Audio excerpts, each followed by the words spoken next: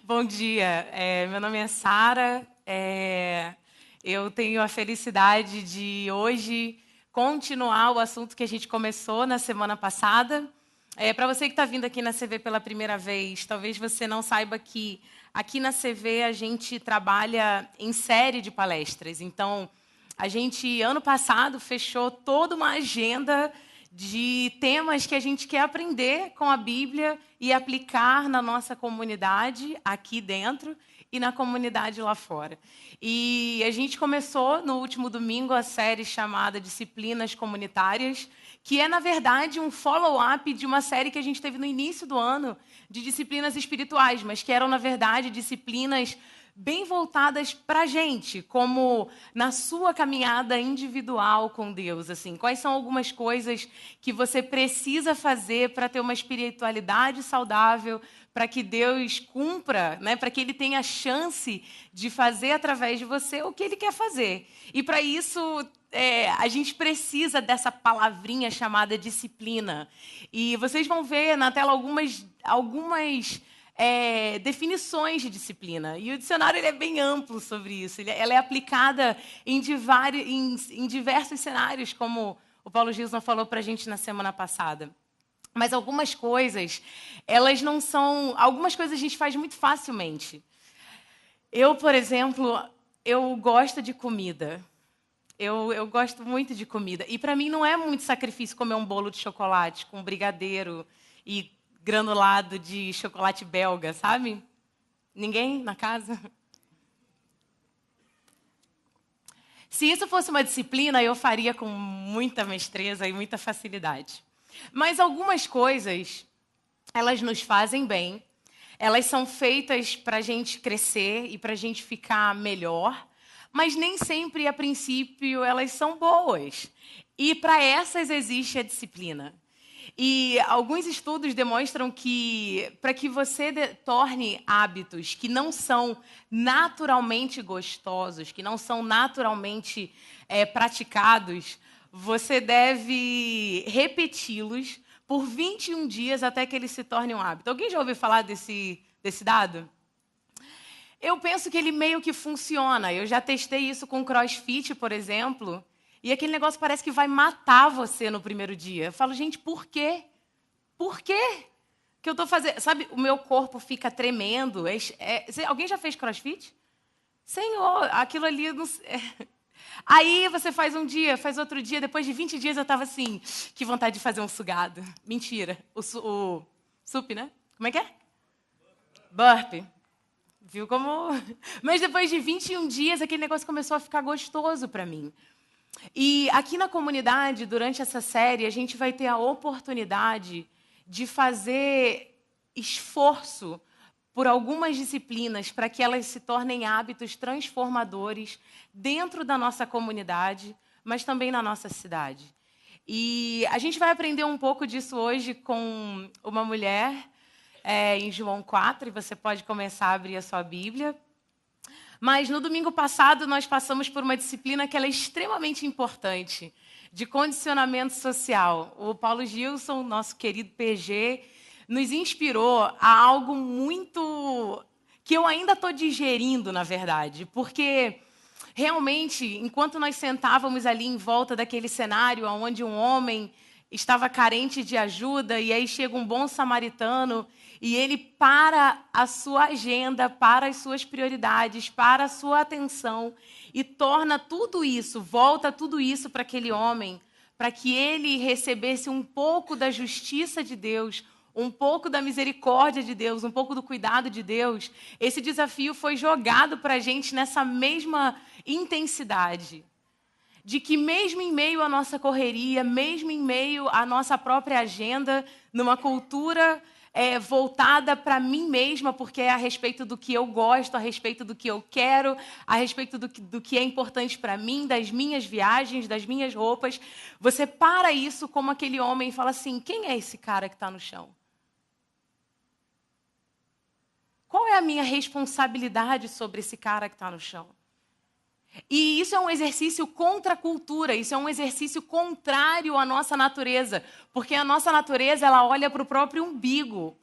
Mas Jesus, ele desde o Gênesis até o Apocalipse, a Bíblia revela um Deus contra a cultura, um Deus que faz o que não é esperado que seja feito em prol daqueles que ele ama. E como comunidade, nós fomos inspirados, na verdade, eu quero dizer que nós fomos convocados a alternarmos a nossa perspectiva e as nossas ações baseados na justiça que Deus quer para a sociedade em que a gente vive. E hoje a gente vai falar sobre a disciplina da confissão. E eu quero começar dizendo para vocês que eu estou nessa jornada com esse assunto há mais ou menos um mês e Deus tem bagunçado aqui dentro. Ó. Então, se hoje eu me emocionar com vocês ou se eu falar algumas coisas que talvez sejam muito diretas ou que sejam preto no branco, eu quero que você saiba que tudo que eu estou falando hoje, Deus falou comigo. Qualquer coisa que eu verbalizar para você hoje, Deus está tentando consertar em mim, porque eu não sou a pessoa com a qual nós vamos sentar essa manhã e aprender com ela na Bíblia. Então, eu te convido a entrar nesse texto comigo e a comer da comida que eu venho tentando digerir aqui dentro. E talvez vocês me ajudem nesse processo. Talvez não hoje, mas na caminhada comigo como comunidade. E eu pedi para você abrir a sua Bíblia em João 4, que é uma passagem muito familiar, né? Achei até engraçado, PG, porque você falou do bom samaritano e eu já estava estudando sobre a mulher samaritana. Talvez a gente deveria fazer uma série Os Samaritanos da Bíblia, né? Sei lá. Mas é um texto muito conhecido, é um texto que talvez você tenha aprendido desde novo e eu quero lê-lo com você essa manhã. A gente vai começar lendo do 1 ao 11, tá bom? Os fariseus ouviram falar que Jesus estava fazendo, o que Jesus estava fazendo e batizando mais discípulos do que João. Embora não fosse Jesus quem batizasse, mas os seus discípulos. Quando o Senhor ficou sabendo disso, ele saiu da Judéia e voltou uma vez mais à Galiléia. Era-lhe necessário passar por Samaria, assim chegou em uma cidade de Samaria, chamada Sicar, perto das terras que Jacó dera a seu filho José. Havia ali o poço de Jacó. E Jesus, cansado da viagem, sentou-se à beira do poço, e isso se deu por volta de meio-dia. Deixa eu dar uma pausa aqui. Eu quero encorajar você. Quem aqui está no Viva a Palavra? Alguém aqui? Legal, alguns de vocês. Algumas coisas, o Viva a Palavra é o nosso ambiente de estudo, é onde a gente para entender como a gente pode abordar a Bíblia, que mecanismos a gente pode usar para abordar a Bíblia. E uma das coisas interessantes na Bíblia é que quando eles fazem essas coisas, de tipo assim, era em torno de meio-dia, havia uma mulher sentada do lado, muitas vezes isso quer dizer alguma coisa, e a gente vai chegar nisso daqui a pouquinho. Então, nisso, por volta de meio-dia, veio uma mulher samaritana tirar água. E disse-lhe Jesus, dê-me um pouco de água. Os seus discípulos tinham ido à cidade comprar comida, e a mulher samaritana lhe perguntou como o Senhor, sendo um judeu, pede a mim, uma samaritana, água para beber. Pois os judeus não se dão bem com os samaritanos. Jesus lhe respondeu, se você conhecesse o dom de Deus e de quem lhe está pedindo água, você lhe teria pedido e ele lhe teria dado água viva.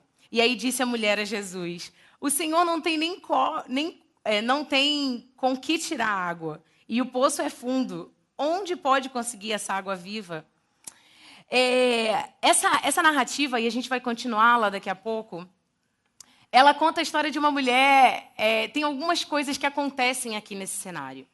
E, obviamente, ela é uma história de confissão, ela é uma história de reconciliação com Deus. E Jesus aqui, ele está numa agenda muito específica. Ele não está passando só em um lugar, mas ele está numa agenda de redenção. Jesus, ele fazia como sendo 100% homem, 100% Deus. Ele fazia coisas de homem, mas também fazia coisas de Deus. E ao mesmo tempo que ele precisava de água, ele precisava levar água que só o Pai podia dar às pessoas.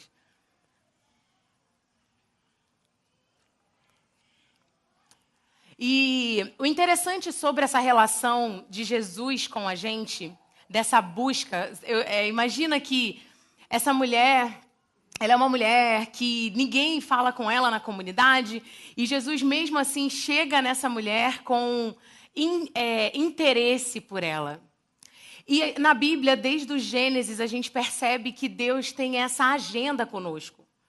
Deus, ele não espera muito o homem lhe buscar, o homem chegar até ele, o homem decidir que quer estar na presença dele, mas ele, de certa forma, provoca dentro do nosso coração esse anseio por olhar para ele. É um anseio de... Sabe aquele... Talvez na sua vida isso acontece quando você está no trânsito e você está com uma angústiazinha, está sol, está calor, e você sente aquele incômodo de... Está faltando alguma coisa. E desde o Gênesis, Deus ele começa esse movimento de trabalhar o nosso coração para que a gente se volte para Ele. E Ele tem algumas coisas que, vocês talvez conheçam, logicamente, Adão e Eva, quando estavam no paraíso, e Deus ele chega para Adão e Eva e fala assim, ei, cadê vocês? Eles tinham acabado de comer o fruto e Deus fala, cadê vocês? Onde é que vocês estão? É lógico que Deus já sabia onde eles estavam. É lógico que ele já sabia o que eles tinham feito. E aí ele vai e começa a instigar no coração do homem alguns questionamentos para que a gente chegue em alguns entendimentos. E eu acredito que esses entendimentos eles são basicamente uma noção real de quem é quem. Deus, na sua abordagem de conversa com a gente, ele deixa muito claro quem é quem nessa conversa. E aqui, dentro desse texto, ela tem esse encontro com ele e ela fala assim, calma aí, você é judeu, eu sou samaritana, por que você está falando comigo? Naturalmente, ao encontro com Deus, ela tem um choque de realidade, de identidade, aonde, lógico, que ali num contexto cultural, onde ela sabia, talvez pelas vestes, pela fisionomia, pelos aparatos que ele tinha consigo, que ele era um judeu, e ela sabia que ela era uma samaritana e que um bicho não falava com o outro.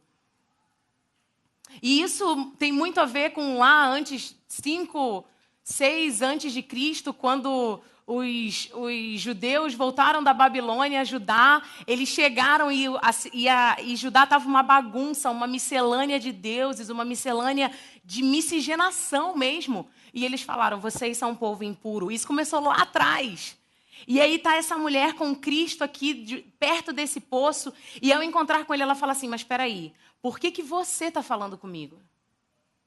Por que você está falando comigo? E é interessante que Cristo ele não impõe nada para ela, ele pede um copo de água. Mas, de alguma forma, quando a gente se disponibiliza, quando a gente se coloca disponível diante desse Deus, que nós acreditamos que é um Deus grande, santo, puro e poderoso e majestoso, automaticamente a nossa identidade é posta em xeque. Toda a nossa mazela, tudo de estranho, todos os nossos pecados, todos os nossos deuses, toda a nossa carga cultural é colocada em xeque diante de Deus. E eu acho que é exatamente esse momento que essa mulher está vivendo aqui. Ela fala assim, como é que você está falando com alguém como eu, que sou menos do que um cachorro nessa cultura que eles estão aqui em torno desse poço? E na nossa vida isso não é muito diferente, não. Se você chegar diante de Deus e você ficar um minutinho quieto, posicionado para Ele, não vai demorar muito. Isso vai começar a reverberar dentro de você. Isso vai começar a provocar dentro de você. E talvez Deus comece a te fazer perguntas, como fez a essa mulher aqui ao lado do poço. Mas também Ele caminha para um momento de de convicção e de arrependimento com aquela mulher.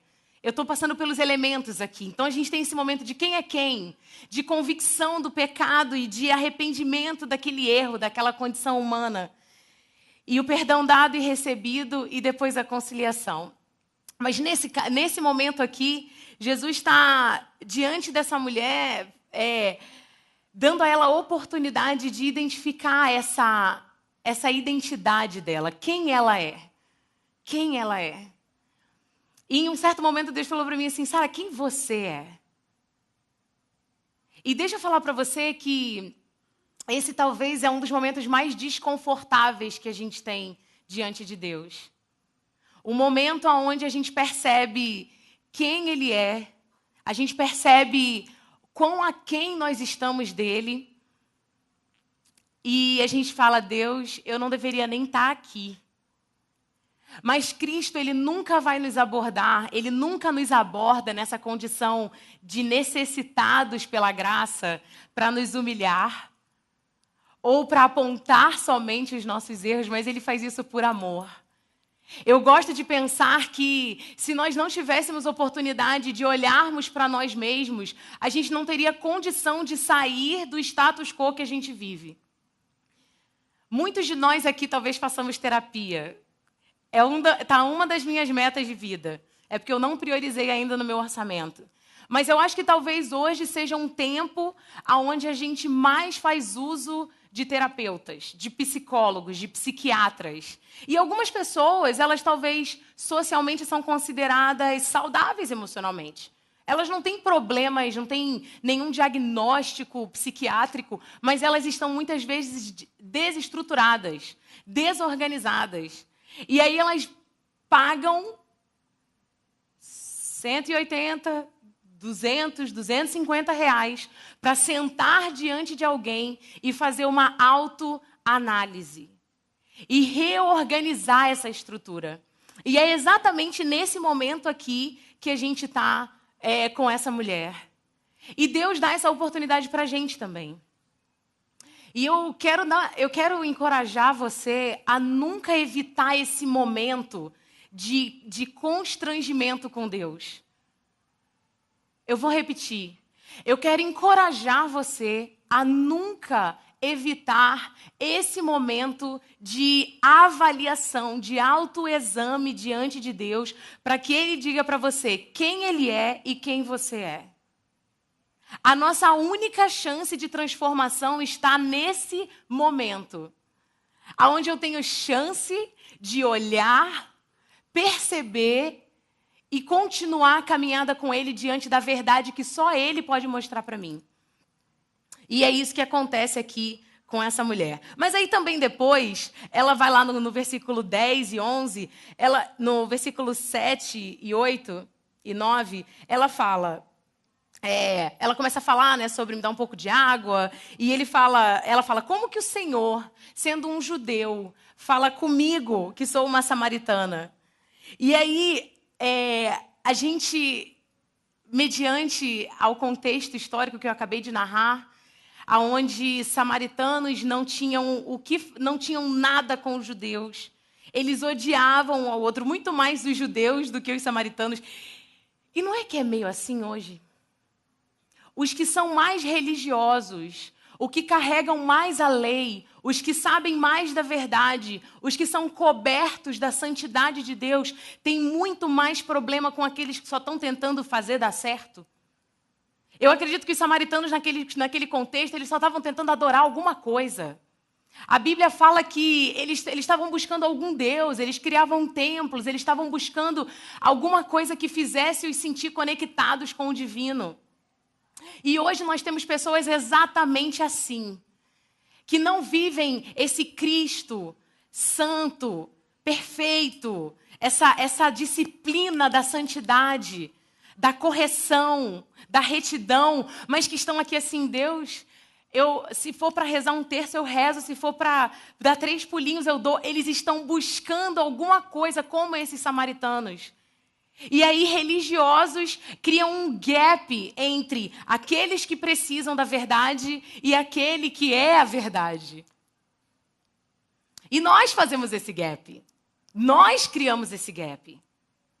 E aí é meio que Jesus falando assim, ela tá assim, mas peraí, você que é desse lado aqui, tá falando comigo que é desse lado aqui, que negócio, para tudo, não tô entendendo. E nós, como comunidade de pecadores, nós não temos espaço para separações. Como uma comunidade formada de pessoas que são declaradas por Deus santas, tão somente por causa do sangue de Jesus, nós não podemos sentar de um lado do auditório e falar para esse lado aqui, vocês são menos. Não existe pecado que nos separe desses pecadores, menores ou maiores.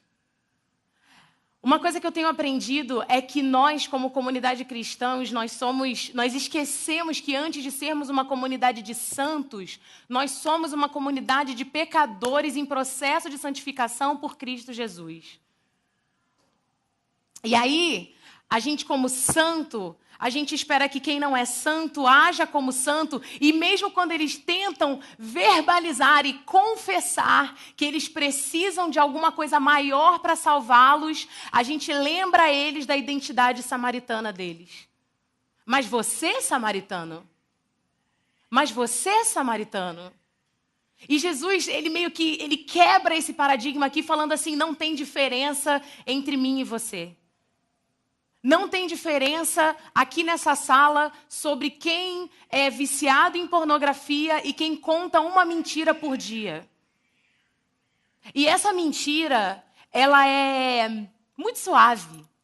Fala que eu não tô, não. Ah, eu tô aqui na Djalma Batista, tá lá em casa.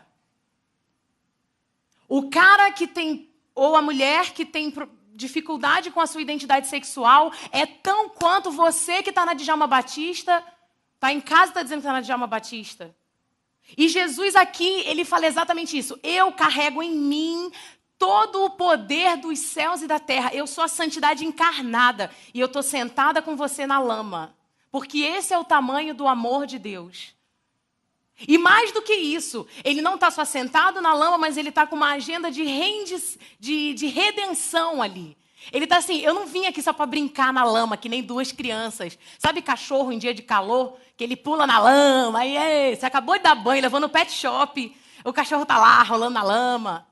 Jesus não está brincando na lama. Ele pisa na lama para falar assim, bora, vem. Mas para isso eu preciso entender que eu não sou melhor. A minha agenda não é melhor do que o pecado dele.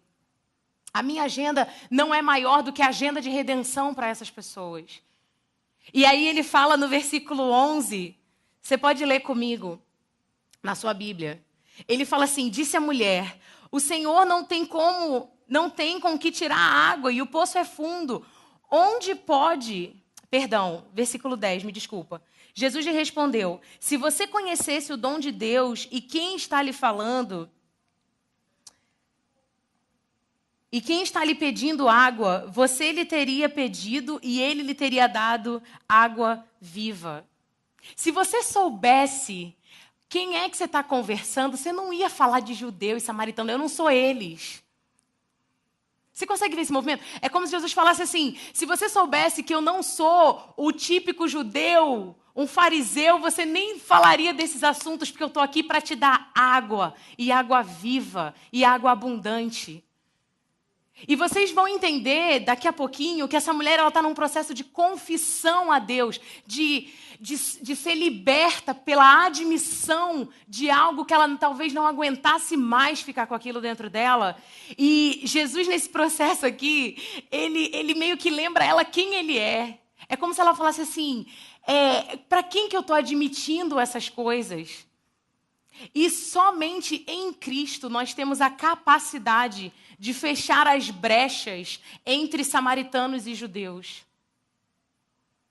Somente com o poder da cruz aplicado em mim, somente com o sangue, o olho de Jesus me ajudando a olhar como ele olha, é que eu consigo transpor estas barreiras com os meus samaritanos.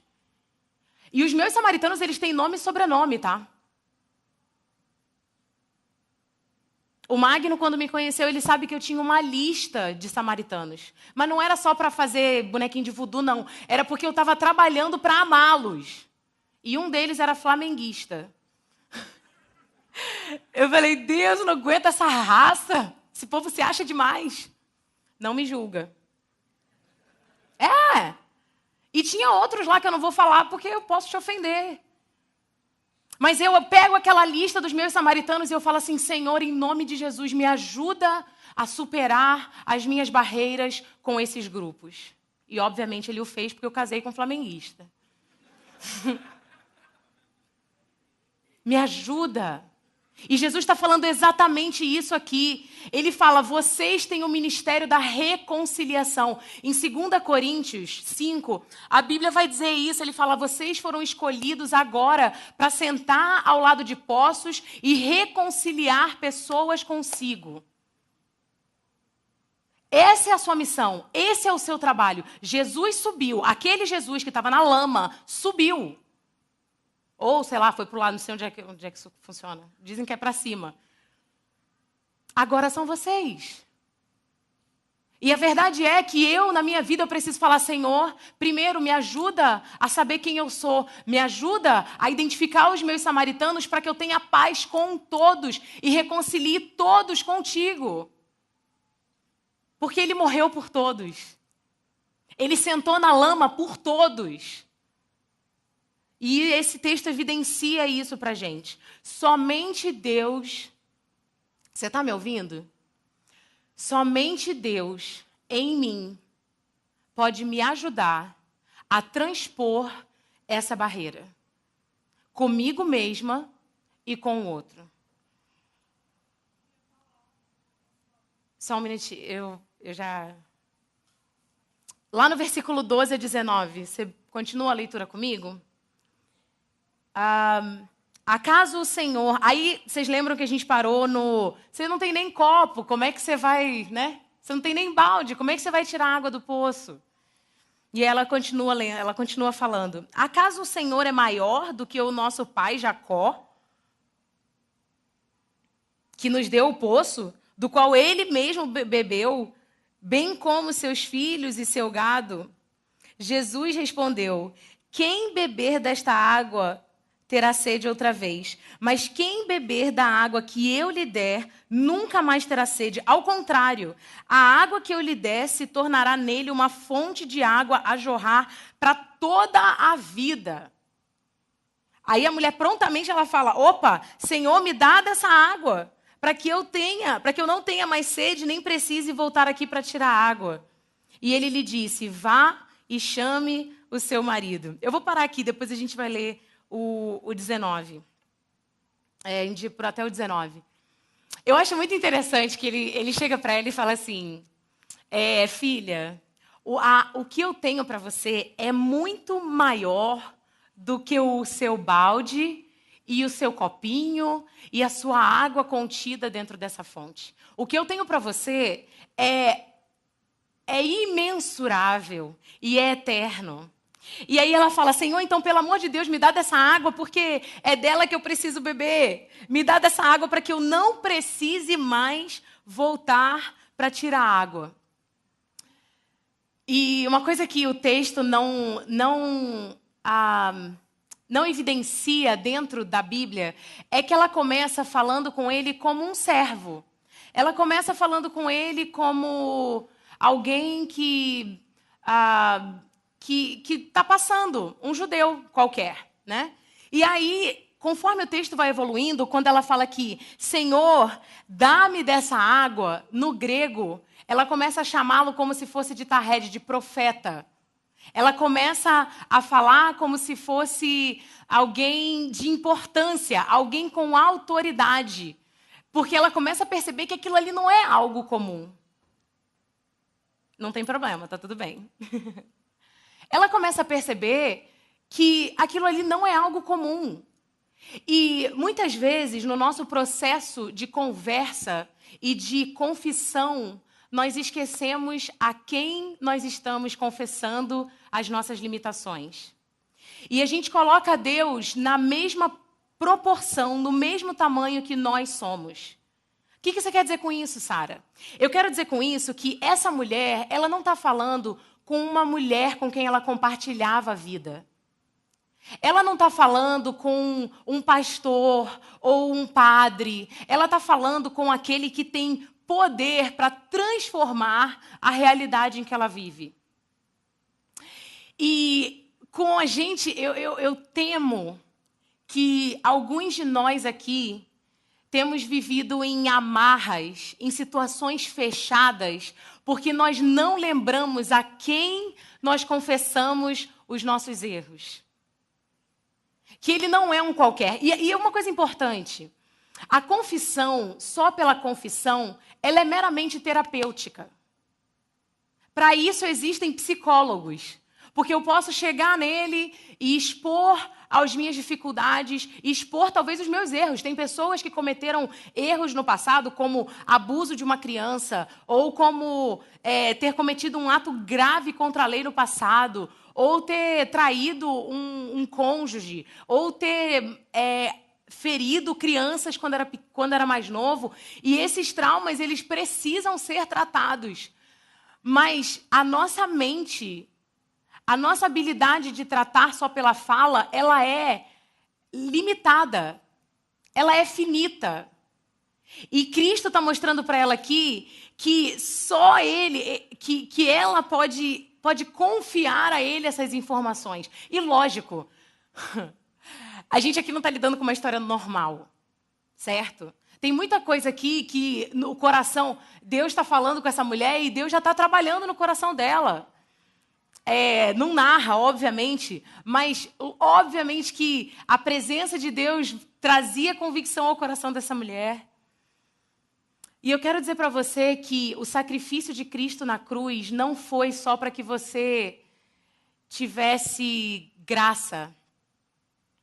Só a graça. Ele veio para que você fosse liberto das questões que te aprisionam. Lembra que eu falei para você sobre o meio-dia? Essa mulher, meio-dia em Samaria, algumas pessoas, alguns teólogos narram que talvez fosse o período mais quente do dia de um judeu ou de um samaritano ali naquela região. E nenhuma mulher ia nesse horário. A gente não vai nesse horário. A gente paga para não sair de casa meio-dia.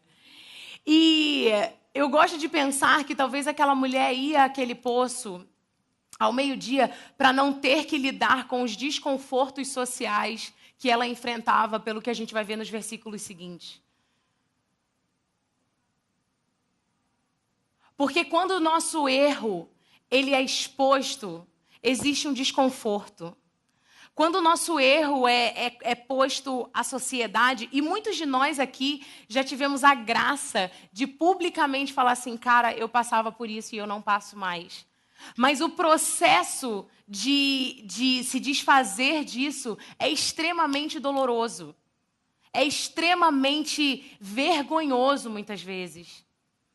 E aqui, quando Jesus fala assim, o que eu tenho para você é muito maior, e ela está ali buscando, é como se ela estivesse buscando um caminho para fora daquilo. Isso talvez se enquadra para alguns de nós aqui nessa manhã. Existem coisas, vergonhas e culpas que nos blindam de sentimentos, nos blindam até mesmo de você viver tudo o que Deus quer que você viva. Porque toda vez que você pensa em ser um pouco mais, aquela coisinha na gaveta, ela te lembra, mas lembra quem você é? Mas lembra o que você fez? Você que faz isso, vai fazer isso? E Jesus fala assim, eu sou muito maior do que essas coisas. Eu estava na Moldávia, que é um país entre a Ucrânia e a Romênia. A gente teve a oportunidade de servir com órfãos, crianças em vulnerabilidade. Umas eram órfãos realmente, que não tinham nem pai nem mãe, e outras eram crianças que viviam realmente em estado de pobreza. Não tinham o que comer, não tinham muito bem o que vestir, viviam com pais, às vezes, alcoólatras ou abusivos. e o conselho tutelar, Moldavo, ele fazia esse acompanhamento com essas crianças. E Magna e eu tivemos a oportunidade de trabalhar com elas em serviço, em ensino da Bíblia e relacionamento. Foi uma semana muito, muito, muito especial que nós tivemos lá. E uma das coisas que Deus me pôs a fazer foi perguntar para elas quais eram as dúvidas delas. O que vocês não gostariam que Jesus respondesse, que ele nunca te respondeu? Doida, né? Quem imagina, se Jesus não respondeu, quem sou eu, né? E eu separei uma foto de todas essas perguntas. Nós tínhamos cerca de 35 meninas e nós recebemos cerca de 22 perguntas. E a maioria dessas perguntas eram: Jesus me ama? Jesus ama a minha família? Jesus é capaz de perdoar qualquer coisa? Se Jesus é quem ele realmente é, por que a minha família briga tanto? E eu quero dizer que 13 desses papéis diziam: Jesus me ama? Jesus me ama? Uma perguntou: ele sabe quem eu sou? E eu acho que isso são algumas perguntas que, dentro do nosso coração, elas não respondidas, elas geram uma ansiedade e uma angústia que você não consegue lidar.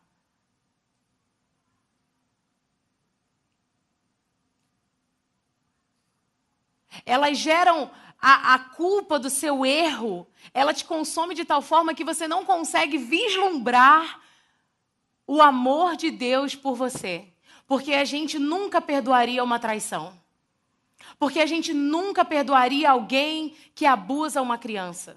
Porque a gente nunca perdoaria alguém que matasse alguém. A gente nunca. Deus não é a Sara. E Deus não é você. E não há nada que ele não possa perdoar. Nada. A Bíblia diz que não há condenação para aqueles que estão em Cristo Jesus, nosso Senhor. E quando Jesus está falando aqui, eu sou muito maior do que isso, ele está falando assim: esquece os seus pecados porque eu já paguei por eles. Deixa isso para mim porque eu já paguei por eles. Eu quero te dar muito mais do que isso. Mas você precisa lembrar a quem você tem confessado as suas dificuldades. Você precisa lembrar que ele não é um ser humano qualquer, mas que ele tem poder para intervir e tirar você desse lugar. E foi muito bom o tempo de resposta com elas. E a minha oração foi que Deus colocasse essa convicção no coração delas. Que ele, de alguma forma, fizesse-as saber que elas realmente são importantes e que Deus as vê. Vamos continuar? Jesus, no 16, ele pergunta para ela: vá e chame o seu marido e volte. Aí ela fala: mas eu não tenho marido. Respondeu ela. Disse Jesus: você falou corretamente, dizendo que não tem marido. O fato é que você teve 5, e o homem com quem agora você vive não é seu marido. O que você acabou de dizer é verdade. E aí ela fala: Senhor, Tahed, vejo que é profeta. Aí ela começa um papo de novo de religião, né? Os nossos antepassados adoraram nesse lugar e é onde se deve adorar. E Jesus declarou a ela, ele vai até o 24 mais ou menos, falando sobre aonde que eu devo adorar e aonde eu não devo. Jesus perguntou para essa mulher assim: cadê o seu marido? E ela falou o que para ele? Eu não tenho marido. E Jesus fala para ela: é verdade, você não tem marido. Porque você tem... Aí Jesus já sabia do mapa astral dela inteiro, assim, sabe? Ele sabia que ela já tinha tido um monte de homem, que talvez ela tivesse até mesmo traído esses caras. A gente não sabe, mas Jesus sabia de toda aquela história ali. E uma coisa interessante sobre a confissão que essa mulher faz aqui é que eu não tenho certeza se essa confissão que Deus nos provoca a fazer, ela é para que Ele. Eu acredito que as confissões, pelo menos biblicamente falando, a gente olhando aonde que as pessoas confessaram coisas, o que elas confessaram? Normalmente, eram para que elas fossem libertas da própria culpa. Porque Deus já sabe. Deus já sabe o que você fez. Ele estava lá. Em cada minuto do que você fez, Deus estava lá. Ele já sabe. Mas é como se ele liderasse a gente. Eu acho tão maneiro como Deus... Jesus, ele vai conversando com essa mulher. Ele não chega lá e fala assim como alguns fariseus. Você está fornicando com seu namorado, que eu sei. Ele não faz isso. Ele começa a provocar nela o sentimento de identidade. O entendimento de que ela precisava corrigir os seus erros. E como comunidade de pecadores, esse é o nosso movimento. À luz da palavra, continuar provocando convicções no coração das pessoas dependentes do Espírito Santo, porque é Ele quem coloca a convicção no coração de qualquer pessoa que está aqui dentro dessa sala. E aí Jesus, ele faz ela verbalizar o seu erro. E sim, eu acredito que isso também é terapêutico. Eu acredito que ele queria que ela falasse, para que ela falasse assim, é isso mesmo, eu fiz isso. Ai, pronto, falei. Eu não sei há quanto tempo aquela mulher guardava. E lógico que não era segredo, porque as pessoas da comunidade já não eram ela não era benquista por eles. Mas é como se ela falasse assim, ai, agora ele já sabe. Agora ele já sabe. Agora eu posso descansar, agora eu posso respirar.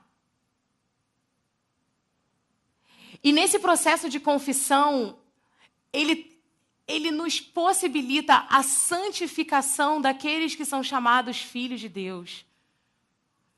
O processo de transformação da nossa vida acontece através da nossa confissão. Entendendo que Deus eu não posso, Deus eu não tenho, Deus eu não amo, Deus eu não consigo, Deus eu fiz mais uma vez, e uma vez que eu reconheço isso, Ele tem oportunidade de intervir na minha realidade e transformar o meu coração. Sara, mas para quê? Para que o mundo saiba que Ele é o Senhor. Para que isso tudo que a gente está falando aqui sobre o reino de Deus chegou.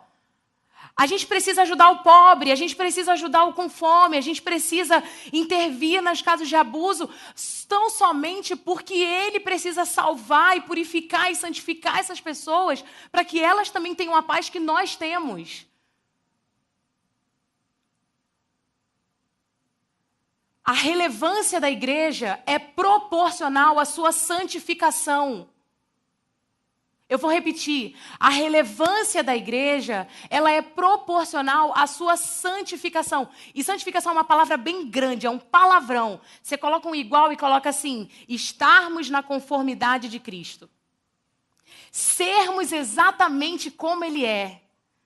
Deus pode escolher usar um pecador imundo, cheio de bagulho dentro dele? Pode. Ele pode. Ele é Deus. Ele já fez. Não é que não pode, não. Ele já fez. Entretanto, no Novo Testamento, do começo ao fim, ele fala assim, santifiquem-se. Santifiquem-se. Porque quanto mais eu tiver limpo em vocês, mais poder e autoridade eu darei a vocês.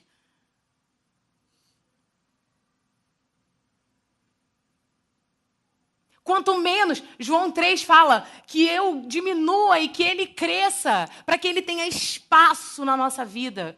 A sensação que eu tenho é que nesse encontro aqui com essa mulher, Jesus está falando assim, tem coisa na tua vida que está tomando muito espaço. E eu quero esse espaço para mim. Eu acredito que lá no começo dessa conversa, Jesus já até salvou essa mulher. Ele foi lá para isso. Ele já tinha perdoado, ele já sabia. Mas ele está dando uma oportunidade para ela falar assim, olha só, tira esse monte de bagulho da sua vida, porque eu quero jorrar uma água nova e eu quero encher de forma que você vá transbordar algo novo também. E só assim que a nossa igreja, que a nossa comunidade cristã vai começar a ser braço e perna de verdade de Deus. Só assim. Quantas vezes Deus já te perguntou quantos maridos você tem? Quer dizer, né? Cadê o seu marido? Eu espero que só tenha um, né? Mas se tiver dois, não tem problema. Aqui na CV a gente não julga. E eu tô falando sério. Quantas vezes Deus já falou para você assim, qual é o seu? Sara, lembra aquele momento que eu falei para você? Que Deus fala assim, que eu tô diante dele e eu tô incomodada. E eu tô com vergonha. E eu sei o que eu fiz, eu sei aonde eu não tô aplicando os meus dons, eu sei das coisas que estão me impedindo de crescer com ele. E eu vou pro Instagram. Eu vou fazer comida, porque eu não quero olhar. E hoje, em nome de Jesus, eu quero pedir para você, deixa Deus entrar nesses lugares na sua vida. Não corra desse desconforto com Deus. Não corra desse lugar de... qual foi a pergunta? Não corre. Fala para Ele. Fala, Deus, eu tenho dificuldade com isso. A cruz, ela não só aconteceu para o perdão, ela aconteceu para a redenção. E a redenção, ela se dá através da confissão, da admissão diante de Deus, falando, Senhor, eu não consigo. E sabe qual é o lance? Olha só. É que Deus, ele vai te usar de qualquer jeito. Você está salvo. Se você acredita em Jesus Cristo, você está salvo. Você está seguro, não tem problema. Só que existe uma diferença entre você estar salvo e você estar ativo, crescente, com Deus passando. Quantos aqui sabem a história da videira? Levanta sua mão, por favor, só para eu ter uma noção, para ver se eu conto ou não conto. A maioria. A videira é Cristo. E Cristo está passando por nós. É como se as coisas, os nossos maridos, as nossas mentiras, a nossa corrupção, a nossa iniquidade sexual, essas coisas ficam no caminho para que Deus fale assim, caraca. Deus não fala caraca, mas vocês entendem. Tira isso. Tira isso para que eu flua. Para que eu possa transformar o mundo que vocês estão vivendo. A gente está vivendo um tempo de urgência social. E a igreja está brincando de ser crente, como se, eu venho na igreja, Jesus me ama, e graça. A graça, ela não é justificativa do seu pecado. A justificação dele está na cruz. Então a gente precisa ir para a cruz. E falar para a cruz, aplicar esse poder em nós. Para que a gente consiga fazer alguma diferença no contexto que a gente está vivendo. Não existe diferença sem a santificação. O mundo não vai enxergar Deus se eu não estiver vivendo em Deus. O mundo não vai enxergar o que é bom se o bom não estiver em mim. Não é só na minha mente, não, mas em tudo de mim. E Deus dá essa oportunidade para essa mulher aqui e fala assim, beleza, você entendeu, agora eu posso consertar. Agora eu posso transformar. E fala, Deus, se o Senhor não mudar, tem inúmeras coisas em mim que eu falo, Deus, se o Senhor não mudar, eu já tentei, e olha que eu sou tinhosa. Eu tento de tudo, de tudo. E eu, em vez de pedir ajuda no começo, às vezes eu só peço ajuda no final, quando eu já tentei todas as minhas técnicas de transformação. E muitas vezes eu tenho que falar para Ele, Senhor, muda porque eu não consigo. Mas como comunidade, nós precisamos exercer a nossa confissão para que nós sejamos curados. Para que nós sejamos limpos do pecado. E sim, eu vou usar esses termos, porque é isso que a gente tem que fazer. Para acabar. Lá no versículo 23 e 24...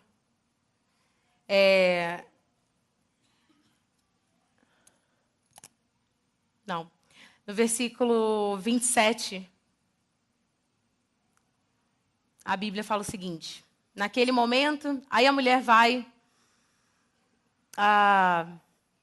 eu quero falar uma coisa que é importante. Lá no versículo 24, Deus fala assim, Deus é espírito, no entanto, está chegando a hora, de fato, e já chegou, em que verdadeiros adoradores adorarão o Pai em espírito e em verdade. São esses adoradores que o Pai procura. Deus é espírito e é necessário que os seus adoradores adorem em espírito e em verdade. E isso é diretamente relacionado ao que a gente estava falando aqui agora. De que o nosso Deus nos conhece de dentro para fora e Ele quer um espírito verdadeiro de nós. Ele não quer... A nossa santificação, ela não é um processo como parar de comer glúten ou mudar a sua atividade física. É uma coisa que esse espírito vai realizar em nós. É uma coisa que esse espírito vai transformar em nós. E aí, ele continua falando no versículo 27. Naquele momento, onde eles acabaram essa conversa, os seus discípulos voltaram, ficaram surpresos, o encontraram e perguntaram, né? E ele perguntou: o que queres saber? Por que estás conversando com ela? Ninguém perguntou isso, na verdade. Então, deixando o cântaro, a mulher voltou à cidade e disse ao povo: venham ver um homem que me disse tudo o que eu tenho feito. Será que ele não é o Cristo? Então saíram da cidade e foram para onde ela estava. Aí lá no versículo 39 até o 42, a Bíblia narra que dezenas daquelas pessoas entenderam quem Cristo era por causa do testemunho daquela mulher. E eu acho que é exatamente aqui que essa disciplina tão privada e tão pessoal, ela se torna comunitária. Aonde muitos de nós, a gente chega diante de Deus e a gente pergunta, a gente pede perdão e você se sente perdoado. Você sente que, ok, check, foi tudo bem, Deus já me perdoou. Outros de nós não temos essa sensação. A gente confessa, a gente ora, a gente pede a Deus para Ele transformar, para Ele não sei o quê, e você sente como se nada acontecesse. E isso é comum, isso está na Bíblia. Algumas pessoas, como o próprio Paulo, o nosso apóstolo que fez maravilhas, ele na palavra, ele fala para Deus: Deus, por favor, tira esse espinho da minha carne. E parece que ele morreu orando isso. Foi algo que Deus escolheu deixar sobre ele. E para esses pecados, para esses erros, para essas dificuldades, a Bíblia nos encoraja primeiro, a persistirmos na decisão de não fazê-los. Porque a gente é muito tentado uma vez que aquele negócio não passa, a gente, então deve ser o que Deus quer, né? Se eu já orei, e ele não muda esse desejo, se eu já orei, e ele não converte o outro, se eu já orei, e eu ainda tenho esse hábito, ele deve estar querendo isso. Não. E não sou eu que estou falando, não. A Bíblia já falou isso. Ele quer que você continue a nadar. Continue a buscar nele. Ontem, a Nai, no nosso Carreira Solo, na reunião que a gente teve, falou de um versículo em Gálatas que diz: não se cansem de fazer o bem. Não se cansem de buscar a justiça de Deus. Não se cansem. Não é porque Deus não está transformando que você vai se entregar àquilo. Você fala: Deus, me dá força para não fazer. Deus, me dá força para eu me manter puro diante do Senhor. Deus, me dá força que o Senhor cresça, e que eu diminua. É um testemunho prolongado, como ela falou. É uma jornada longa, é uma jornada trabalhosa, mas que os frutos dela em nós, porque nós vamos estar cada vez mais parecidos com Cristo, são fenomenais. Às vezes você olha pessoas como esses caras, os radicais, ou então um líder cristão que você admira muito e você fala assim: cara, Deus faz coisas maravilhosas na vida dessa pessoa. Nossa, como essa pessoa é especial para Deus. Nossa, como Deus tem algo especial para ela. O que Ele tem de especial para ela é o Espírito Santo, que você também tem. A única diferença é quanto espaço esse Espírito Santo tem nela e quanto espaço esse Espírito Santo tem na sua vida e na minha vida. Se eu dou espaço para ele, se eu tiro maridos, se eu tiro mentiras, se eu tiro sexualidade porca, se eu tiro qualquer coisa que me atrapalhe com Deus, ele vai ter mais espaço em mim. É só isso. E a segunda coisa que Deus nos encoraja a fazer é confessarmos os nossos pecados uns aos outros para que nós fôssemos curados. Então, a primeira coisa que ele fala para esses pecados, para esses... tem umas palavras que são, parece que são de outro mundo, mas essas dificuldades, esses fardos que você sabe que constantemente vêm para a sua vida, ele fala assim, partilha eles com alguém. Talvez essa pessoa te ajude. Talvez você precise de alguém para orar com você. Talvez você precise de alguém para prestar conta. Lá em Tiago, no capítulo 5, versículo 16, é que ele diz... Ele fala... Peraí. Confessem os seus pecados uns aos outros para que sejam curados, mas ele ainda fala, tipo, orem uns pelos outros. Suportem uns aos outros, carreguem uns aos outros. E talvez você precise disso hoje. Talvez tenha algumas coisas na sua vida que são muito maiores do que você ou do que Deus tem feito, assim, no sentido de Deus não está fazendo isso sozinho, talvez eu precise de alguém para falar, cara, eu me lembro, na minha adolescência, eu tive um momento estranho, complicado, assim. E eu me lembro que eu ficava tentando resolver aquilo sozinha, sabe? Resolver aquilo sozinha. E eu sou meio orgulhosa, é uma das coisas que eu trato com Deus. E eu falei para alguém, a primeira vez que eu falei para alguém, eu falei, eu estou lidando com isso e eu não consigo dominar. E aquela pessoa não tinha nada para me falar. Foi extremamente frustrante porque eu esperava uma solução. Mas foi extremamente curador. Porque eu não era o meu segredo mais. Não era uma coisa que eu ficava tentando esconder. Tipo, não, ninguém vai ver isso, ninguém vai ver isso. Não, já falei, tá dito. E isso é curador. Lógico, você vai procurar alguém maduro para te ouvir. Eu já tive momentos de falar com pessoas sobre coisas que eu achava muito importantes que estavam ferindo o meu relacionamento com Deus. E a pessoa fala assim, mas é isso? Tipo, mas você acha que isso é pecado? Aí eu acho. Então, nesse processo de convidar alguém para caminhar ao seu lado, para orar com você, para fortalecer você, escolha alguém de segurança, escolha alguém maduro na fé, escolha alguém que sabe que vai orar com você. Uma vez eu estava na PIB de Araruama e uma senhorinha, é a minha igreja de infância, uma moça que eu nem conhecia, que sabia da minha história, sabia que eu estava no Amazonas, ela chegou para mim e falou, no final do culto, estava na porta, ela chegou e falou assim, minha filha, eu quero que você saiba uma coisa. Falei, o que foi? O que foi, minha irmã, né? Aí ela, eu oro por você todos os dias. E eu quero dizer para você que quando você não tiver força para orar, ou não tiver o que dizer para Deus, eu estou falando com Ele a seu respeito. E talvez a gente precise de pessoas aqui que falem a Deus sobre outras pessoas da nossa comunidade para que eles sejam curados. Porque quando você está doente, dói, você cansa. Às vezes você não tem nem força para verbalizar. Mas nós precisamos carregar uns aos outros para que nós sejamos curados. E enquanto Deus cura você, Ele me cura também. Ele me aperfeiçoa também. E nós não temos autoridade do céu de usar esse testemunho contra ninguém. Nós não temos autoridade dos céus para julgar ninguém por causa desse erro. Se nós partirmos do pressuposto que nós somos uma comunidade de pecadores que foram chamados à santidade, não tem pecado no mundo que deveria te chocar. Não tem pecado no mundo que deveria te fazer ficar a ponto de, meu Deus, você não acredita. Não! Porque já está previsto. A surpresa é quando a gente supera o previsto. E é a isso que Deus nos chama. Deus nos chama a superarmos o pecado previsto porque Ele o fez. E porque nós estamos nele, a gente também consegue fazer.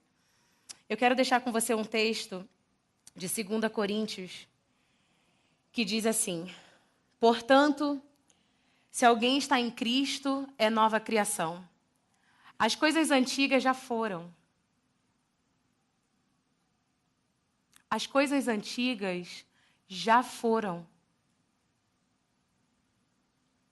Os seus erros antigos já foram.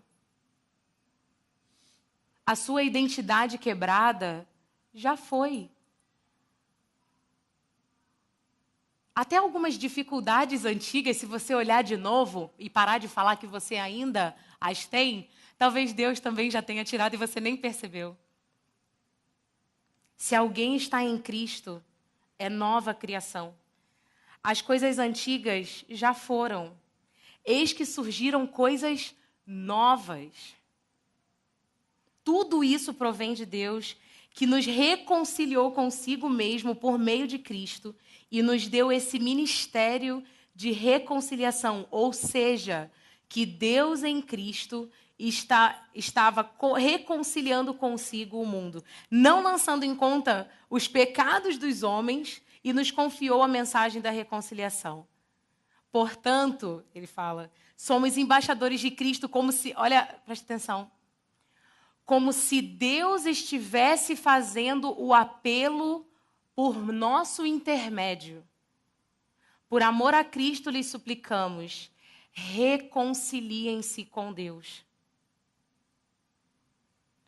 Pelo amor de Deus, nós suplicamos, reconciliem-se com Deus. Deus tornou pecado por nós aquele que não tinha pecado, para que nele nos tornássemos justiça de Deus. A morte de Cristo foi para que o gabarito fosse reconstruído em nós. E para isso a gente precisa começar esse processo de diminuir para que ele cresça. Algumas coisas são processuais. O processo de abandonar os nossos erros é contínuo, mas a decisão de abandonar esse erro é presente. Ela é fatídica, ela é imediata, ela é pontual, ela não é um processo. No Brasil a gente usa muito gerúndio, né? Nós vamos estar ligando, vamos estar fazendo. Nós não vamos estar decidindo. Deus chama você para decidir agora. E o processo é contínuo com ele.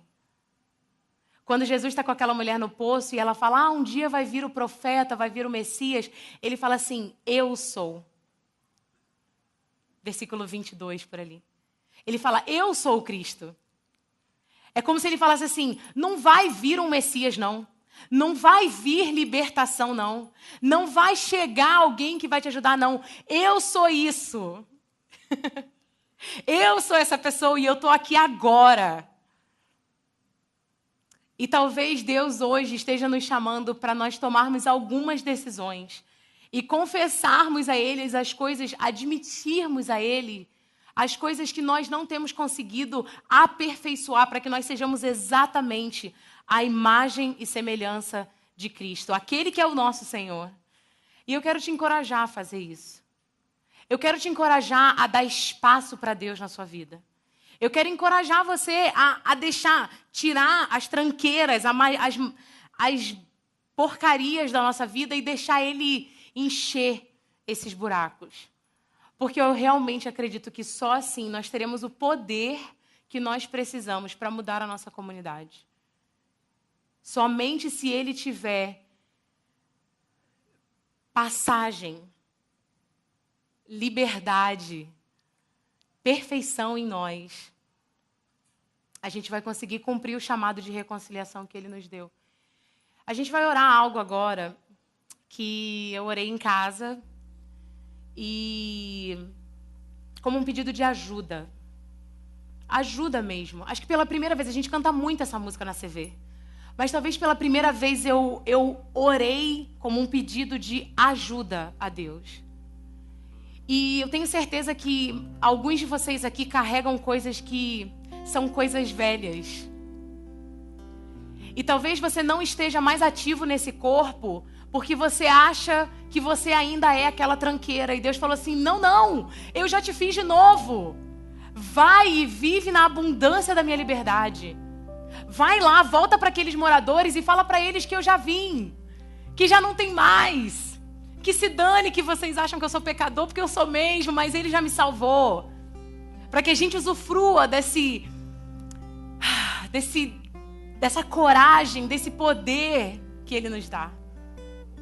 E eu quero te encorajar a pegar isso e jogar no abismo mais profundo, aonde Deus já colocou e talvez você não tenha colocado.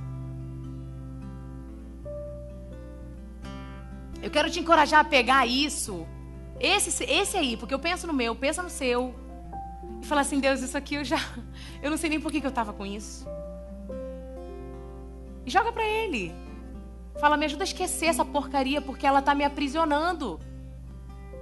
Seja um abuso, seja um vício, seja qualquer coisa. Deixa Deus libertar você, te tirar desse lugar. E isso se dá através da nossa admissão para Ele. E essa música ajuda a gente a fazer isso. E se hoje você sabe que você precisa de ajuda com alguém, peça ajuda. Aqui na CV é esperado de você que você tenha dificuldades. Eu tenho as minhas. E a gente tem liberdade de falar, cara, tá difícil. Eu preciso de ajuda. Você ora com a gente? Confesso a ti, Senhor,